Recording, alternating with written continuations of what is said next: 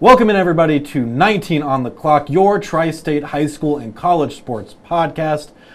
I am your host, Brad Pushkar. Joining me, Jackson McCarty. Jackson, we're finally kicking this off. Yes. We're getting to talk all things high school sports, college sports, all around the Tri-State. And we're not just talking football. We're not just talking basketball. We're going to be branching out into all the other sports as this podcast gets to develop, and really just getting to highlight all the great athletes that we have in southwestern Ohio, northern Kentucky, and southeast Indiana. Absolutely. Yeah, you see a lot of Reds coverage, a lot of FC coverage, a lot of Bengals coverage. You don't necessarily get your high school fix or your UC Xavier's or any of that stuff. So we want to try to provide somewhere where you can reliably come to that to hear about those teams that you don't always get to. Yeah, and of course our sports team, Joe, Jeremy, Gabby, Reagan, all doing great jobs covering the Bengals this year. But there's only so much time. And there's only so many places four people can be in a day. So we're trying to spread the love around, really give a little bit more time to those teams when you can't always find that time on TV. Right, and where better to start than with Ohio high school football playoffs starting. Absolutely. Matter of fact, we've got the game that I'll be at this weekend, 19 on the clock. You'll be able to, or not 19 on the clock, that's here. Final quarter, you'll be able to watch on Friday. Withrow High School, Kings High School, both teams 5 straight wins, 2 very different seasons though. Yeah. So the Tigers are 5-5.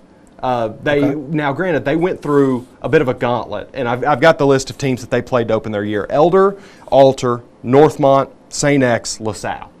Oh, that's tough. Right. You go 0-5 there. It is tough. It's a combined record of 27-23, but a lot of those teams beat up on each other and would have a little bit more success long-term without playing each other. Sure. Then you get into the conference, and you rip off 5 straight. And in that time, the defense has really been the strength of that. 160-38 differential. Ooh. Yeah, I mean, can't ask for it any better than that. And so while, you might look at that record and say 5-5, kind of a middle ground to getting into the playoffs and all that, not the case at all.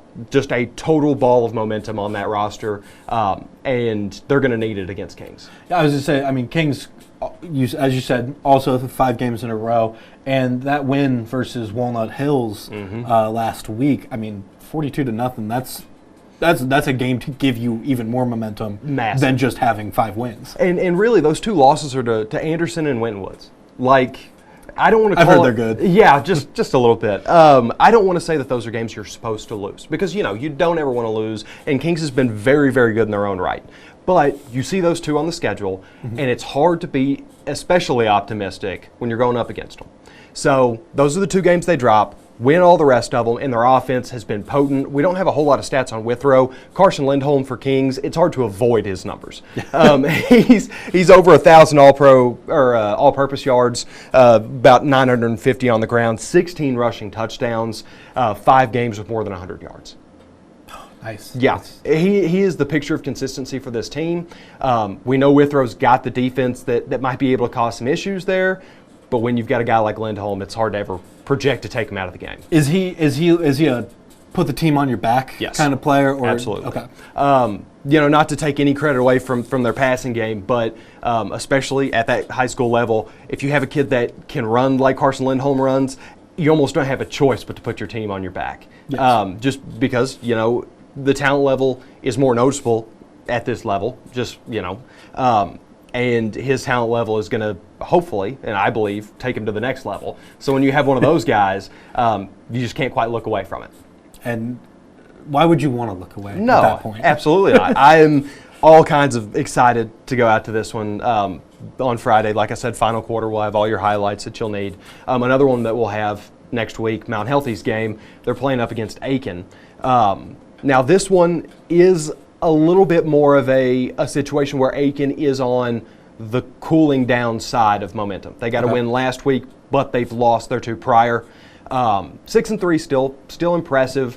Mount Healthy, another one of those teams that every game that was on their schedule that they really were supposed to win, they did, and they usually did it in really impressive fashion. I was going to say, tell me about Mount Healthy for a second here, because I know you have always talked about Jameer Spain. Yeah. You look at 8-2. Uh-huh. What would have been the 2 teams they gave Mount Healthy trouble? So the first one to open the season was West Claremont, really close game, 2018. Okay. And then Harrison, which is a game that I got to go to, always gives Mount Healthy trouble. It is the two top dogs of the SWOC. Didn't quite make it. I think they lost by about 20. Okay. But when you're going up against Cole Coops and Dickie Angle and just so many impressive dudes on that Wildcats roster, not one, again, that you can ever really expect to come out on top of. But like you said, Jameer Spain has done everything in his power to will Mount Healthy to just such an incredible season. I've got some of his numbers now. Over 3,000 passing yards, about 150 on the ground, 36 passing touchdowns, 5 more on the ground, so 40 all-purpose. Okay. 6 interceptions, 2 fumbles. That gets a little hairy, especially when you're going up against a team like Aken. Sure. But the big thing I want to focus on here is how capable he is of, like you talked about with Carson Lindholm, putting the team on his back. He's had 300 yards in 6 games this year. Yeah. Okay. I mean, if you're over 500 on getting 300 passing yards at the high school level, you are one of the best players at the high school level. Yeah, I mean those are kind of numbers that colleges are going to start paying attention to. Exactly, and believe me, they should be, because Jameer Spain puts a lot of great stuff on tape. But I don't want to ignore Aken's quarterback either. Mm-hmm. Underwood has had a pretty good season for himself, and he's so much more of a dual threat guy that you see more often at the high school level. He's got a little over 1,100 passing yards, 500 rushing yards, 20 all-purpose touchdowns. His thing has really been turnovers. 10 interceptions, 5 fumbles. That cannot happen against the Owls. You cannot afford to give up the ball more than maybe once or twice and hang into this game. So that would be a key point to watch for me. You've seen the Owls play a few times this year. What is that? Where are the strengths on that defense? Rayshawn Cotton is just a magnet, because you have to put 4 guys on him to know he's not going to do anything. Okay. He is a freak of nature. 144 tackles.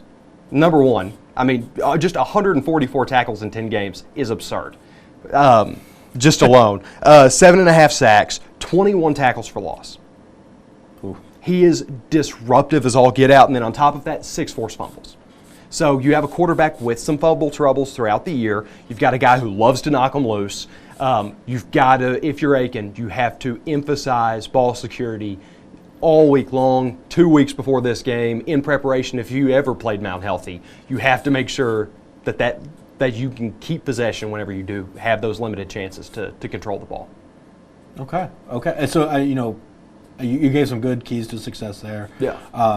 As you mentioned, we're seeing playoffs kick off more and more. Let's move over a little more west. Let's head into Indiana. Let's talk about playoffs over there. Absolutely. You got East Central and Seymour. Yes. Yeah, so East Central, coming off 2 weeks ago, a loss to Roncalli, 17-7. I believe I'm saying that right. They have had a really good season, but you wonder how that kind of momentum, you take a week off after having lost anyways.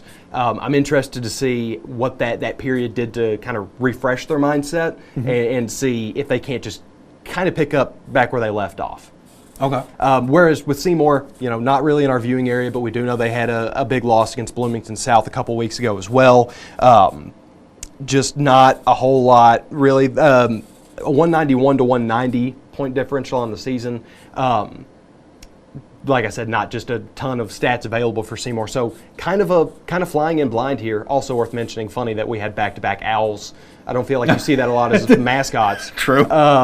So shout out Owls today, I guess. Couple key players to watch for East Central. First and foremost, before I jump into that, actually, 300 to 129 differential. That shows, like, this Roncalli game, I really do think in a vacuum was just tough game, you dropped it, you pick the ball back up, and you keep running. Sure. Especially when you've got Ryan Mings, I hope I'm saying that last name right, almost 7 yards short of 1,000. 18 touchdowns all told. You take that. Yeah, that's a good solid season. Yeah, and then on defense, Nyden Houston, 35 tackles, 4 picks, 1.5 tackles for loss. Just generally knows where to be, knows how to make plays, knows how to impact a game. So reading the field well. Exactly. Yes. So yeah, I like East Central a lot in this one, and feel pretty confident about it. But flying in blind, kind of hard to be too confident. Yes. And you mentioned the Owls, and I have to make this point, but there's a Twitter page that was tracking. I think it's like a lot of former Big East teams, like UConn, plays 4 different Owl teams during the year, like Florida Atlantic, Temple, Rice, all in there. So it's like, who could beat the most Owls in a season? Who?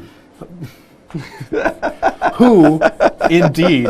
I'm sorry. Let's move away from any Owls. Now, if you guys didn't turn the podcast off after the Owl joke, we go down to Kentucky now. The last one to hit playoffs. They do it next week. We know who CovCath's matchup is going to be. They finish out their season against Campbell County this year. They'll have Boyd County next, and the big thing I want to focus on here is their game against Mason County last week. Mason County came in with a better record than CovCath, and 49-0 was the final line in favor of the Colonels. So CovCath opened their season losing 3. Yeah. Feel like that could have been a bit of a shock to the system and throw you off, especially with a team like CovCath that is just allergic to losing, to be honest. And they have very much shown that they are still allergic to losing because they got right back on the horse, 7 straight, just continued to do what CovCath does, and I think they're going to bring in a strong showing in this year. Okay.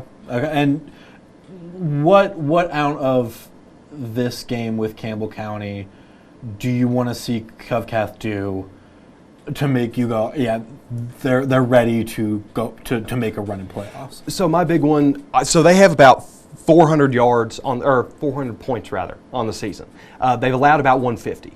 So we know they can score in abundance. I would love to see a shutout game here. I know Mason County already a shutout, already very impressive, but you string together a couple of those to end the year, you get those vibes really high for the defense.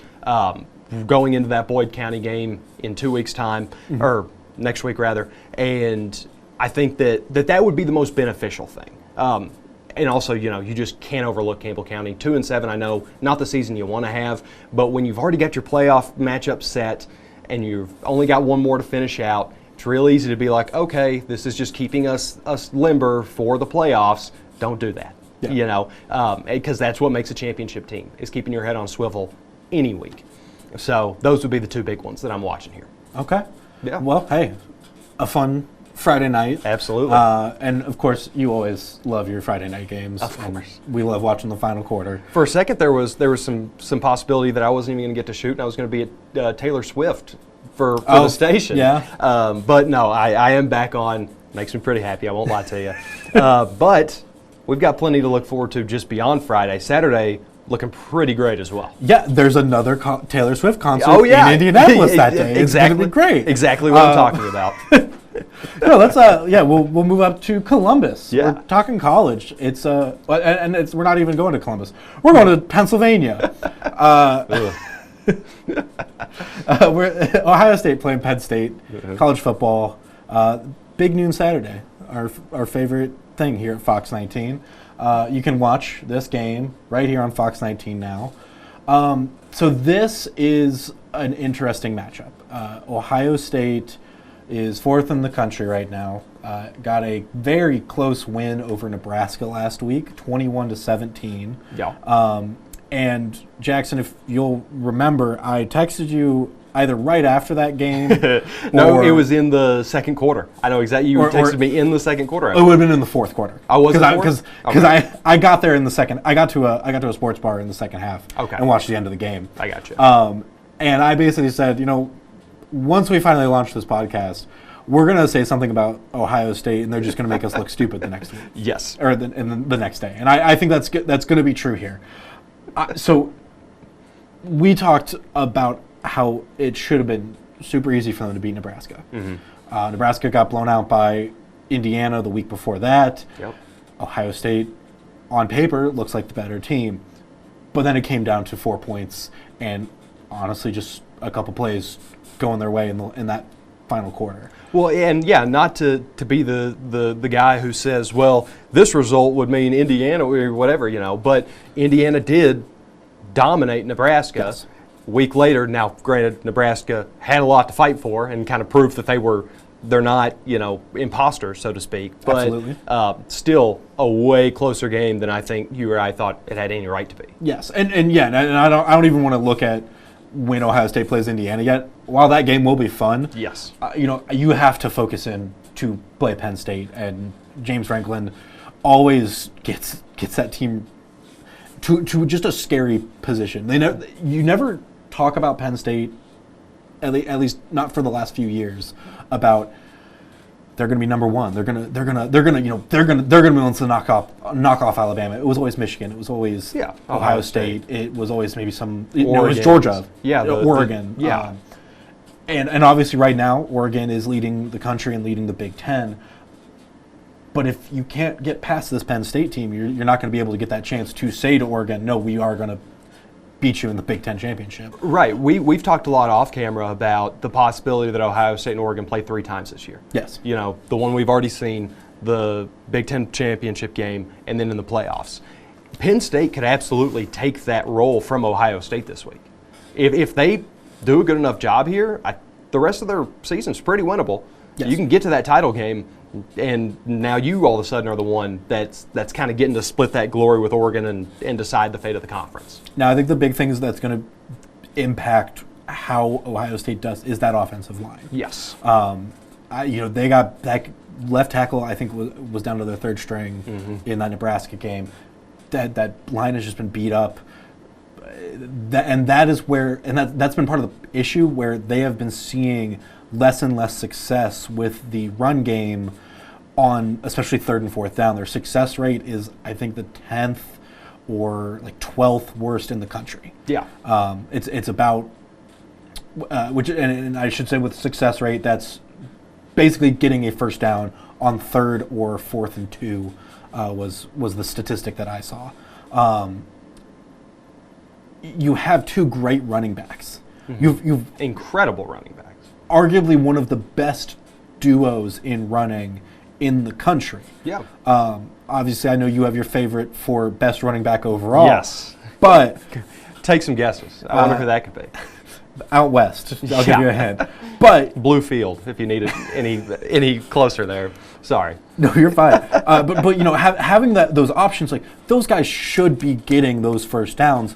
But you have, you have in that Nebraska game, Will Howard going for a check down, not necessarily a check down, but a short pass to get those first downs when you're within 2 yards.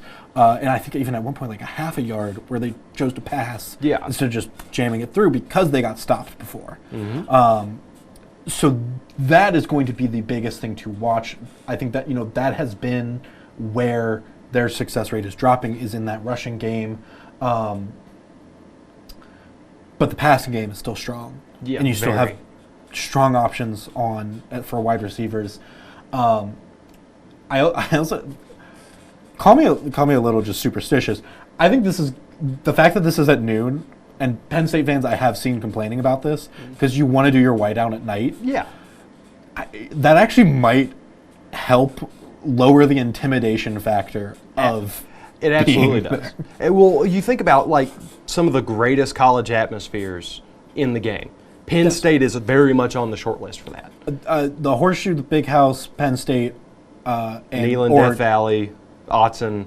But yeah, those are some very elite teams that are on that list, and anything you can do to minimize that fan base just a little bit goes a long, long way. So I'm all the way with you. This being at noon, Ohio State might as well have picked the kickoff time because that's as close to good as you're getting when you go to Happy Valley. Yeah. And so coverage will start right before noon, right here on Fox 19. We'll talk a little bit about lines and total point estimations right now. Hit me. So this is ESPN's, this is the opening line that I got was 3.5 points. So this was opening on Monday. In favor of Ohio State. Should point. 47.5 total points. Okay. using College Football Insiders, College Football Graphs. Big shout out to them for putting together a lot of advanced statistics, like things like success rate. They are projecting 23 points for Ohio State, 22 for Penn State. Okay. Which is, it's not like that's a guess of what the final score is going to be. It's just like how they all match up. This is the analytics, right? And putting it into perspective, it's 53% in favor of Ohio State, 47% in favor of Penn State. So that is a close game. I think you're going to get a great game out of this. How much do you think the previous year mind games, so to speak, come into play here? Because Ryan Day has had, James Franklin's number for the most part. Yep. And both guys are on some pretty gnarly losing streaks against top 5 teams, are they not? If I remember correctly, James has not won one in like his past 11, and Day hasn't won one in his past like 5. I believe you are correct, and that's kind of what I pointed to at the start, where like you always talk about Penn State as they're a good team and they're a great team, but they never break past that. Talk of they're gonna clear into the Big Ten championship. They've been the perennial bronze medal winner for the conference. Well, and especially for the East. Yeah. And obviously the Big Ten East and West are gone this year. It's just going to be the 2 best teams. So, do you remember the rumor whenever they thought they were going to make it like champions and scholars? Oh, you're talking about leaders and legends, baby? There you go, leaders and legends. Bring it back. Sorry, yeah, champions and scholars. My bad. No, I loved leaders and legends because that was a cool name, but it also just didn't make sense because I think at the time, Purdue was a leader, and it was like they were not a leader. As a Purdue grad, they weren't a leader. But are they also legends? Hey, we got Drew Brees. We got Drew Brees in. But we changed the Purdue logo to just Drew Brees, and then we put you in the. I got you. The Athletic Education Center is named after him for a reason. All right. Yes. We love Drew Brees in this house. Correctly. But yeah, this one, plenty to. You guys know the drill with this game. Anytime it's on the schedule, it's going to be a good one. Just one to look forward to, one to be nervous about if you're a fan of either team.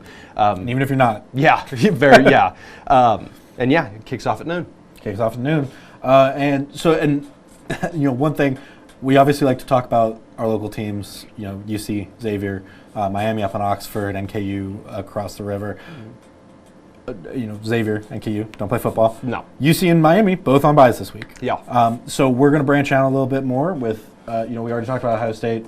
We're also going to talk about Kentucky playing Tennessee. Wildcats on a bad streak, to be honest, losing to Auburn 24-10 last week. That was kind of a game for both sides to right the ship, get on track, and it went in favor of Auburn from that. Which and not to discredit Stoops or anything, I do think he's a good coach. It's been a tough run, recently. I do think Hugh Freeze is just a little bit more experienced and a little bit more willing to go for the big shot. You know what I mean? Whereas Stoops kind of can rest on his laurels a little bit. That said, Kentucky, Tennessee, another one of those that doesn't matter what the records are when you go in. It's going to be a dogfight. It's going to get nasty. And you have a Tennessee team who has an extremely vulnerable offense right now. Nico Iamaleava came into this season and the early portion of the season looking really, really good. But really since right before that Arkansas game has not really looked up to the billing. And I think that there's a window for Kentucky to sneak in there and do something with it. Yeah, I know that you watch a good bit of Tennessee. Yes. Their last game was their 24-17 win over Alabama. It's 2 weeks ago now. Yes. Having that bye week, do you feel like that's going to give them enough time to really if I'm the Tennessee get back on track? If I'm the Tennessee Volunteers, I'd rather have this game and then the bye week. Yeah. Just because with Bama, it was so defensive oriented to get that win. You don't get that win without what the defense was doing to Jalen Milroe and that offense with Kalen DeBoer at the head, who has been really, really good this year. Yes. I think you almost needed that next week to be like, hey, I know that was a struggle. Let's go up against Kentucky. Let's take our frustrations out. I don't want if I'm a Tennessee Volunteer, I don't want the team to have had any window to take their eye off the ball and look at a Kentucky team that did just lose by 14 points to an Auburn team that's also not very good, and say, oh, okay, well, we get a bye week, and then we, again, kind of like with my high school football games, this is just a way to keep us fresh. That should not ever be the outlook. You need to come in angry. I don't know how angry you can really be after that extra week. Well, and and something I'll say too, if you're Kentucky, you need to win this if you kind of want bowl eligibility at this point. And obviously this is not the game you want to put that on the line for, but you also are going to have Louisville later in the year. And right now, Louisville isn't the strongest team in the ACC, but they've looked solid. And I watched Jeff Brom for a couple of years. Math, like 4, 5, 6 years. Maybe not even that long. 4 or 5 years, doesn't matter. An extended period of time. But he's done a good job with getting that team back on track when he took over the program. Yeah. So looking at Kentucky here, the line on Monday was 15.5 in favor of Tennessee. Okay. 44.5 total. Projections based on advanced statistics from college football graphs, 27. Basically 27 for Tennessee, about 14 for Kentucky. Okay, so pretty true to the line. Yeah, about a 2 touchdown difference, and kind of to me that almost feels low scoring. Yes, but again with that offense, it's hard to really put too much trust into it unless Dylan Sampson just, unleashes one. Yes, and I think this will definitely be one of those games where it's Kentucky needs to get the offense moving against the defense. If they can overcome that, I think the defense could actually have a good chance of stopping that Tennessee offense. Yeah, it's all mind games here, as it always should be with rivalry games. If you get that first punch and you land that first blow, that other team's downhill for as long as you make them be. Yep. So ball's in your court, Kentucky. There you go. And ball kicks off 7:45 in Knoxville on Saturday. So that is, honestly the slate of of football. Louisville will also be playing. I don't have the time in front of me right now, and I forget exactly who they're playing. But Monday is honestly my favorite day of the year. I know a lot of people look forward to the first day of college football or the first day of the NFL. I love college basketball. Yes. And March Madness every year is lovely. Obviously, being a Purdue fan, you also kind of look forward to basketball more than football sometimes. Yeah. But not necessarily March all the time. And you take your blood pressure medication and you get through it. But Monday kicks off the whole season, and basically every team is playing. Yeah. And that's a beautiful thing to see. So let's touch on some of really most of the teams that are in our area. We are going to try and hit as many as possible today. Yes. As we move along in the season, we'll be picking and choosing a little bit more. Yeah. We'll definitely be talking UC. We'll definitely be talking Xavier. We'll definitely be talking NKU, and most likely Miami as well. Right. We'll branch out into the Kentucky's, the Ohio States, the Louisville, because we'll want to keep an eye on those 3 teams specifically, because they all first-year coaches. Right. So, looking at our schedule, we've got Miami heading to play Appalachian State. Miami last year, let me get my notes real quick. We're 9-9 in the MAC, finished 15-17, so less than 500. They were 6th in the preseason poll for the MAC. Ohio is the favorite right now. Ohio has won, I think, 8 MAC championships. And then I think it's Buffalo is 2, Toledo has 1. Only 8? Yeah, only 8. Only 70-something% of all of the championships. Only that many? That's crazy.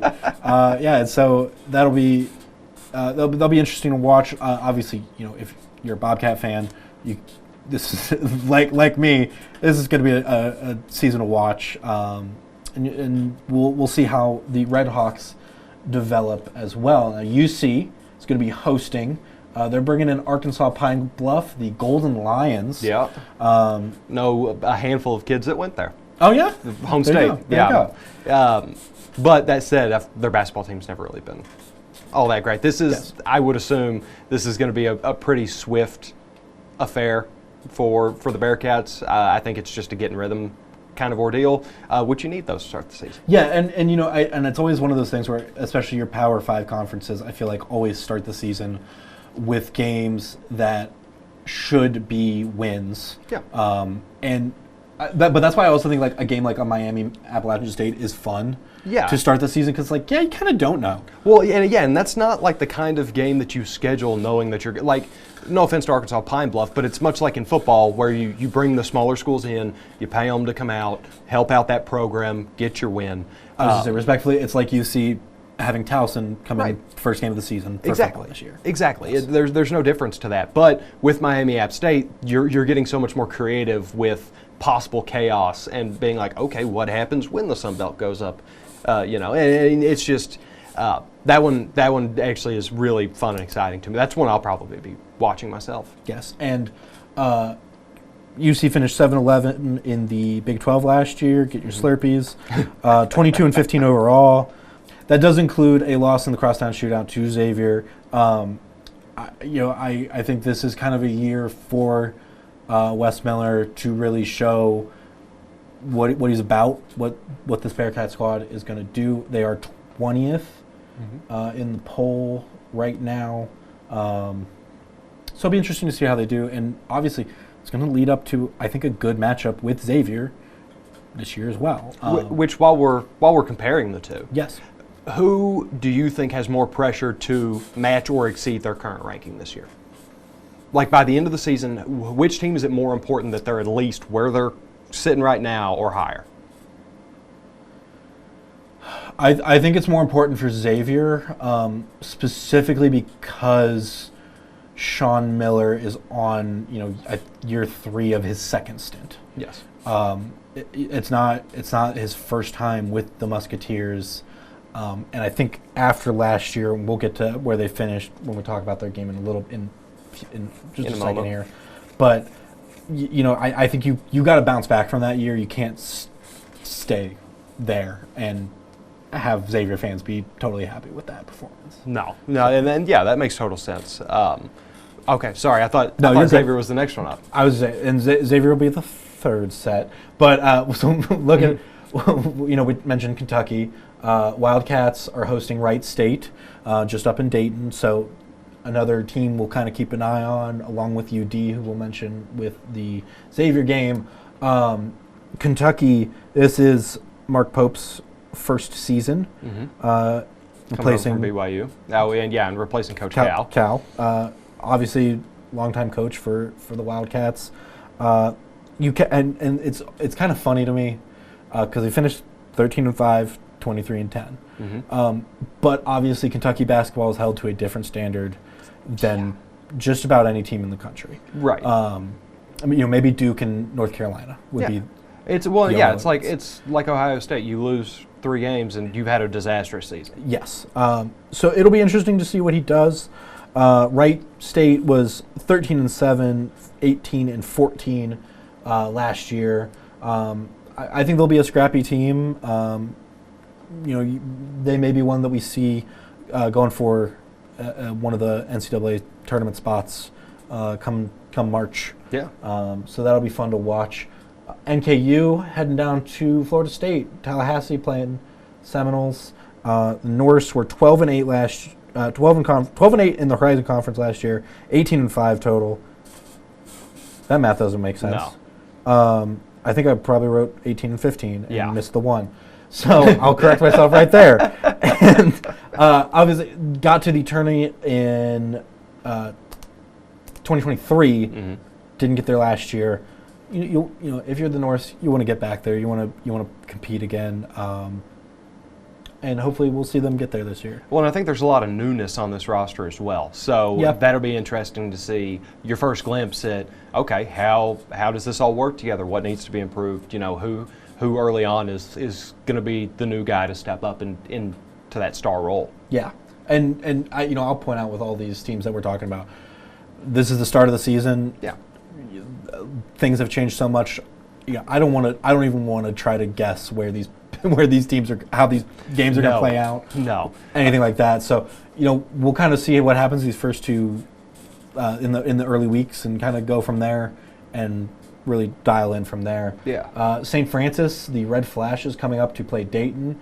That'll be an interesting watch. UD was 14-4 in the Atlantic Conference, 25-8 overall. Okay. Went to the tournament last year. As Dayton does. Yeah. Dayton's, kind of like a Wright State, like a NKU. They're just one of those teams that you always expect to really compete for one of those either the play-in spots or get their conference championship. Yeah, they're going to make some kind of noise. It's just a matter of how loud that noise is going to be. I am repping the Flyers with my there hat you go. today. And you will see me rep a lot of teams, which is why I'm also wearing a UConn shirt today. If I'd have known the theme, I would have worn my Grayson McCall shirt in. Hey, we'll start planning out themes. There we go. Wait for Crosstown Shootout Pod, where I will wear my Xavier hat and my UC sweatshirt and catch fire live on air. And I'm just going to wear a hat that says NCAA on it. Thank you, Rob Lowe, Yeah, for joining the podcast. Of course. Xavier hosting Texas Southern. Tigers coming up. That game is at 7:30. Yep. Xavier finished 9-11, 16-18, 9th in the Big East. Obviously the Big East is a tough conference. But if you're Xavier, I think fans want to be in top 5 at a minimum. You're supposed to be very much in the thick of it. Yes. Like at worst, you are 5th, 6th, 7th. And that's grounds for a new coach. Yeah. There's no reason for this Xavier team to not be in the top 3 by the end of the year. Barring injuries, things Right. like that. And I think that's, kind of something to take into account as you go forward. And Sean Miller, 8th season overall, this 3rd of his 2nd stint. He is 163-75 across all those seasons. So that's a good record. You're not going to complain about that. But we'll just want to see what he's able to pull off this year with this squad. And I think Texas Southern is going to be the way to kind of kick that off. Yeah. Now moving forward to 2 teams with first-year coaches. Louisville hosting Morehead State at 7 p.m. So UL was 3-17 last year, Okay. 8-24 overall. Yeah, I don't quite do it. No, and that is part of why Kenny Payne got fired. Mm-hmm. He had 2 seasons. This is going to be Pat Kelsey's first season. He was Coastal Athletic Conference's coach of the year last year. Got a little bit of tie to the Cincinnati area. Mm-hmm. He is a Roger Bacon grad. Yep. Played for Xavier, 95-98. Was an assistant coach at Elder High School, and then was an associate head coach at Xavier from 2009 to 2011. And then he went on to, it was Charleston and one other team that I can't think of off the top of my head before he's now Finally arrived at Louisville. Yeah. Yes. And so that's the kind of hiring that I like, where you're moving a coach up from a smaller team and giving them a chance to prove themselves with the big dogs. Right. Basically. Well, and especially, having, and obviously not local to Louisville, but pretty regional ties to that area, long track record just around basketball, being successful in the sport, finally getting that jump up. I know the ACC can be a bit of a tough one. Yes. But I've got high hopes for Pat Kelsey. I think he can do something here. Well, and and I think pointing out the local thing is important, because if you're Louisville, you're not just recruiting in Kentucky. You're going up to Indiana. You're going up to Ohio. You're reaching out to Illinois. You're reaching out to Tennessee. You knowing these areas, and especially these metro hubs like Cincinnati, like Indianapolis, even Fort Wayne up in Indiana. Yeah. And West Lafayette has had West Lafayette area has pulled some high schoolers as well. All of those are going to be interesting to see where he's able to pull from and things like that. Well, and it's another aspect to be, to talk to these kids that are from the region and be like, so am I, and I've done this. I've been in your shoes. I've worked my way through it, and I came back here. because I love this area so much and I know what it means to win here. Yep. And that's the best sales pitch you can ever have as a coach. Yeah, and then lastly is a game that is probably one of the better matchups overall, or one of the matchups that the local team is probably going to have a little more challenge with. Yes.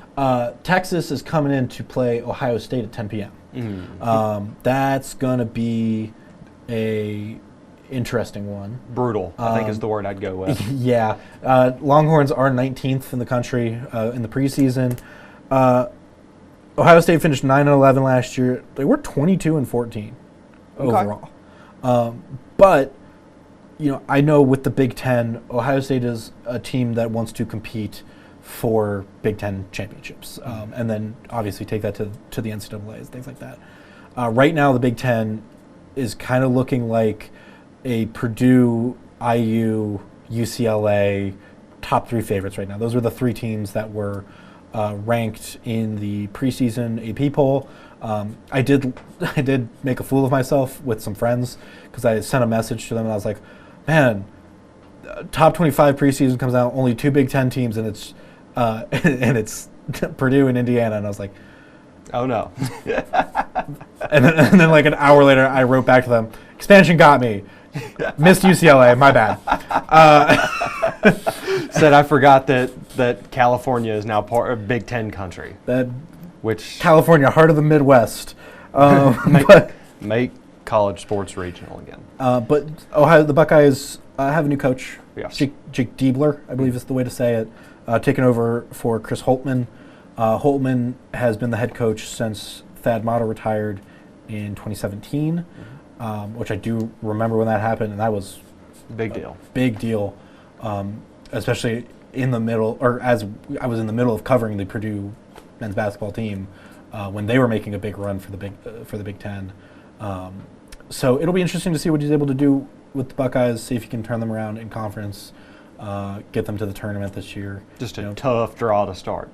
Absolutely, and I this isn't one where you take, I think Louisville versus Morehead State, you can maybe look at it and go, if they lose that's a bad way to start the game or start the season. Yeah. Texas, that's just a bad draw, and turn it around the next 2 games. Yeah, you keep it close, and that's pretty much a win to start anyways. Yes.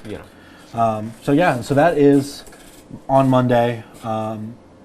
Obviously, it's going to be a lot of fun to keep up with all those teams this season. I'm excited to get to that point where we can start to really figure out what these teams are, because in football, your identity stays a little bit more. Some of those players stick around a lot longer. Whereas basketball, genuinely every year, it's almost like you hit the big reset button. And now you have to a point. You do have certain guys that stick around, of course, but and you have certain teams that really promote the stick here. Yes. Build yourself into a player. I mean, again, a Purdue grad, Matt Painter is kind of the poster child for, I'm going to have a player stay here. I'm going to recruit a player. I'm going to keep him for 4 years, and then I'm going to send him to the NBA. You had Zach Edey. They have had NBA draft picks like Jaden Ivey and Caleb Swanigan, who left after 2 years. But you see a lot of guys that go to the draft, like a Carson Edwards, like a Dakota Mathias, Vince Edwards, Isaac Haas, all in the last few years, where they stayed through their senior year. They really wanted to say, hey, let's make this program proud. Well, and anymore, teams at the pro level don't really want to develop you. So unless you're pretty much where you want to be and need to be by 19 years old, you have just as much incentive to stick around, be a late first, early second draft pick, and use that experience. And Painter's very much tapped into that. And I think a lot of your young guys are going to play overseas or are overseas, like Wemby. And then you have the few guys where you're like, you're coming out of high school, you're on the edge of competing. Take the bag, go to the G League. Yeah. And we've seen a few people taking that route more and more, I've noticed. And that's almost entirely top 15, top 20 guys. Yeah, and that's your lottery picks. Exactly. And then you get a couple guys that sneak in each year that, like a Zach Edey, who went to the Grizzlies, and I'm looking forward to seeing him play this year. Yeah. Even if I am a Mavs fan and want the Mavs to win the Western again. So, but yeah, obviously, like you said, we're going to be talking about all these games. We'll have some fun with brackets as we get closer to January, February. I think that'll be a fun way to fill some time for us. I can already feel the headache coming on from trying to keep that organized, but we will do it for you guys. And again, as this is our first episode, so be sure to subscribe to the FOX19 YouTube page. That's where these are going to be posted. We will also have them wherever you can download your podcasts, Spotify, things like that. Starting next week. Yes. So look for that in the long term, and we'll have a little bit more formal announcement once those are all going out. But Jackson, it's great having you on here. We'll be back again next week, and it'll be fun to actually be back next week. Yes. So we will all see you all then. Remember to tune in for the final quarter and sports wraps on the weekends, and follow our sports team as well on social media. They'll keep you updated on all things professional, college, and high school as well. So yeah, we'll see you guys then. Have a goal.